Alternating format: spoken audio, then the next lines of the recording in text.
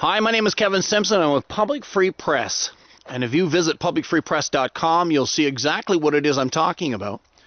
I work in the health field. I have the privilege of working with developmentally and physically challenged. And I just got off of work this morning. It's probably now about 9:45 a.m. on October the 13th of 2009. And when I finish work, sometimes or often actually, I like to go out and just go for a walk. And I'm currently walking north. I'm just giving you a browse here of the wilderness here that I'm in, so to speak. But I just walking north of Burbrook Road, kind of parallel to Cordukes Road out of Kingston, Ontario, Canada. And I wanted to take a second to give you a brief update on Public Free Press. I appreciate you stopping by here. I look forward to your feedback. Please send us anything you can that would critique us. Tell us what you'd like to see, what we're maybe missing, how we could improve.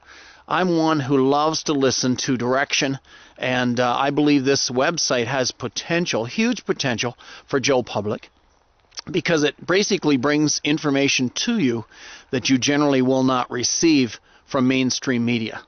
There's certain issues that they cannot and will not touch for other reasons that I care to get into right now, and we just want to fill that gap. And so I'd encourage you, first of all, under top stories, you'll see an article there right now about greedy waitress. And as a result of that particular article, I encourage you to read it, simply because it gives you a good perspective, really, of where I'm trying to come from with Public Free Press. I believe we are short on leaders in today's society who really walk the talk. In other words, they say one thing and they mean it. But we don't get that today.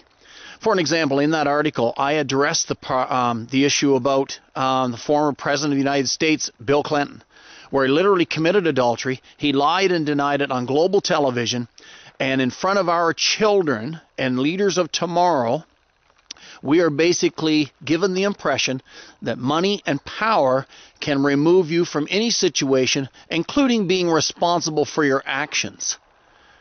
And this is what this letter portrays on this story with regards to a very greedy waitress from the Waffle House with a $10 million lottery ticket in her possession.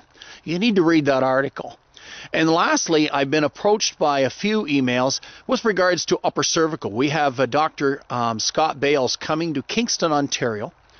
He is one of only 2 licensed certified upper cervical doctors in Ontario, Canada at this particular point.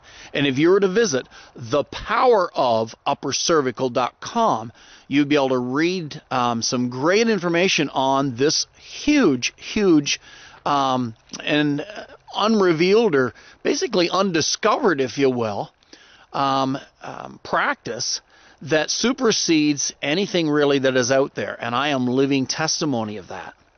However, Dr. Scott Bales wants people to understand as well that if you're using a general chiropractor, which an upper cervical doctor is 7 years beyond that minimum, he wants you to understand that if you're using a service and it's working for you, then that's fantastic. But he also wants you to be aware of upper cervical. And lastly, in closing here, on my personal testimony alone, I literally have used for 33 days, 3 times a week, with a general chiropractor that was giving me treatments.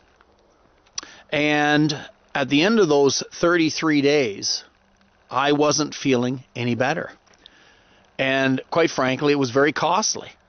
I found upper cervical doctor who was about 3.5 hours away from Kingston, and I went to see him, who was Dr. Scott Bales. Never met him before. On June the 24th of 2009, went back again on August the 12th of 2009. Those 2 adjustments only gave my life back.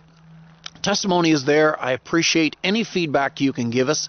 Visit, if you're not there now, visit publicfreepress.com and give us any feedback you can provide us.